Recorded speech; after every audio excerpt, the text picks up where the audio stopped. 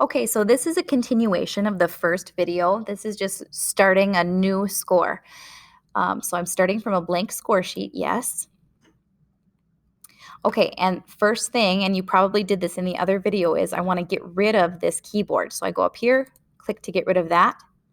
Then I know that I can't play two different notes at the same time on the recorder. I don't need this bass clef staff. So I'm clicking here. Hit shift on your keyboard to select all of those, and then just hit delete. Okay, now I have a 4-measure composition. I know it needs to be at least 8. So I'm going to go where it says measure and add. So now I have 8. If I decide I would like to add more at the end, all I have to do is add some more.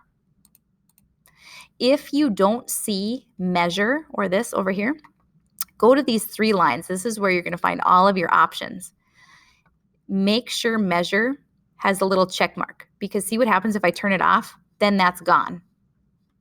So if there's anything you can't find, come over here and make sure it's highlighted. So things you need, probably edit. You need your undo just in case. Duration, that'll show you what rhythms you're going to be using. You don't really need a whole lot else. Maybe if you want to add a repeat side in, but other than that, you don't need to see all this stuff. It'll just get too confusing over here. In fact, I'm going to get rid of this repeat one because I might not have a repeat sign in mine. So there we go. I don't even want to see this anymore because it's too much to look at. So I'm going to click out of that. Anytime I need it, it's there, but that's it.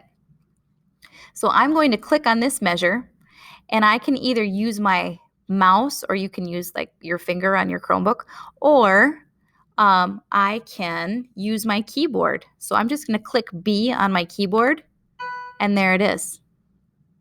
I made a mistake. I want to start on an A. I backspace and hit A. Okay.